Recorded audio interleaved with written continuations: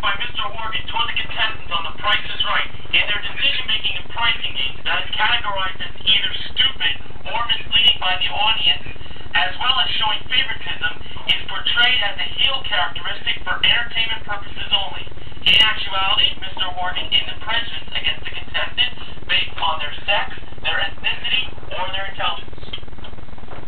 And now, for this Wednesday, February 2nd, 2011, Groundhog Day, it's the Price is Right pricing game recap. Today's pricing games were the following: Lucky 7, Grand Game, Balance Game, One Wrong Price, Pathfinder, and Clock Game. Our first contestant was Noah. He played Lucky 7 for a Chevrolet Cruze LS. First number was 1. He believed the second number was 7. It was a 7. He got it exactly right, kept all $7. For the third number, he said it was 5. It was 6, cost him $1. For the fourth number, he said it was 4. It was 8, cost him $4. Yeah, I know, Sid. That was a bit of a hit there. He had to be within one of the last number. He had $2 left. He said the fifth number was 2. So it could either be a 1, a 2 exactly, or a 3 for him to win. I was thinking he would say 5 to be safe. The fifth number was 9.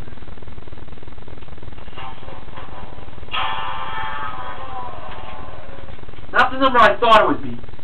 Julie played Grand Game 4, finding the 4 grocery items that were less than the target price of $3. She first chose the corn. That was $1.49. She went up to $10.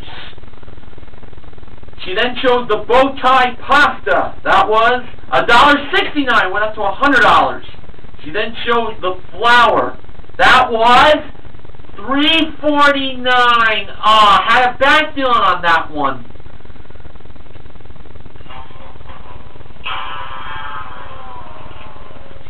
She should have chose the creamer at $2.19 and the cleaner at $2.49. But she did win $100 for finding 2 of the grocery products less than $3. And because of that, she will get this.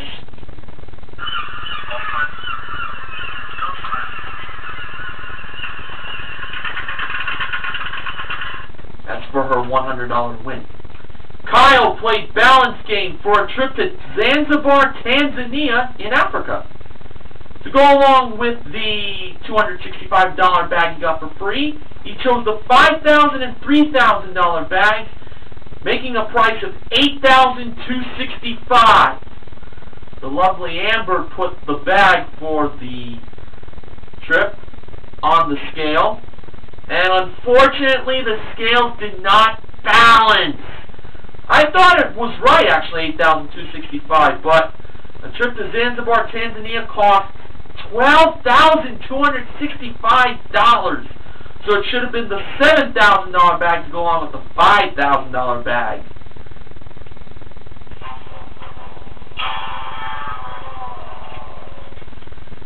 Andrea played One Wrong Price for a panel bed, queen-sized, a table saw, and a range.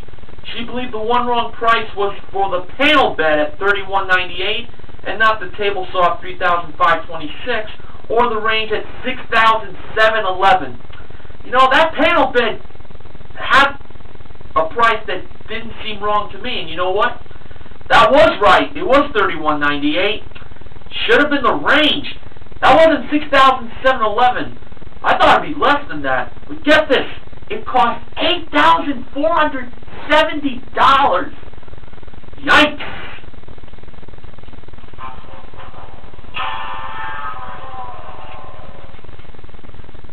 Alyssa played Pathfinder for a Ford Mustang V6 Coupe. First number was 2. She first stepped on the 3 for the second number, not the 7, the 5, or the 8. And it was 3, so she proceeded to the third number. She stepped on the 8 instead of the 6 or the 4. Wasn't the 8. She first went to the bread maker. She believed it was $149 and not $180. I thought it was 149 myself, but it was 180. Something told me that a bread maker ending with an odd number like 9 would not be right. So she then went to the electric pasta maker. She believed it was $78 and not $135. Well, making homemade pasta doesn't come cheap. It was $135. She had to get the salad chopper right to keep on playing. If not, game was over. She believed it was $32 and not $15. I felt it was $32 myself. Oh, no, it was $15. Too good to be true. Salad chopper didn't look that much. Game was over.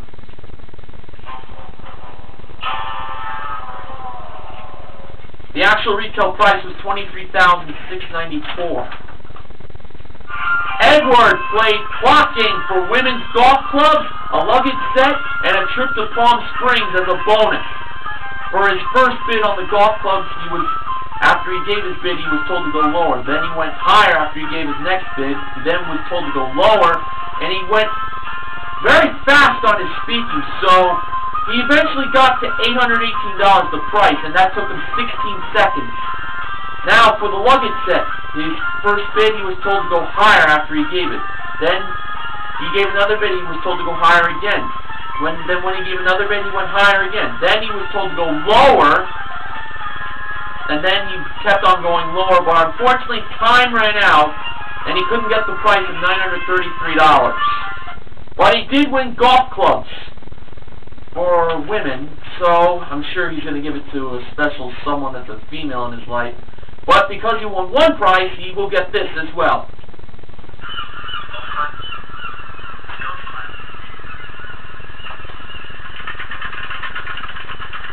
Well, I must say, after 2 days of winning shows, our fire got put out today. We only gave away $100 in Grand Game, that was for Julie, and Women's Golf Clubs was won by Edward in Clock Game. I expected more winning. Grover Dill, I know, you're disappointed like I am, but tomorrow's another day for more winning. Before I leave, just got to remind you all that this week the Price is Right Price Game Recap is sponsored by hefty one-zip click sandwich bags. One click and you know it's closed. And just want to say that the Groundhog in Pennsylvania did not see his shadow this year, therefore an early spring will be coming. Unfortunately for those contestants not doing so well in their pricing games, kind of felt like that they did see their shadows and 6 more weeks of winter was coming. Well, that's the way it goes sometimes, but we'll see how we'll do tomorrow on The Price is Right. This is Mr. Horgan saying good night.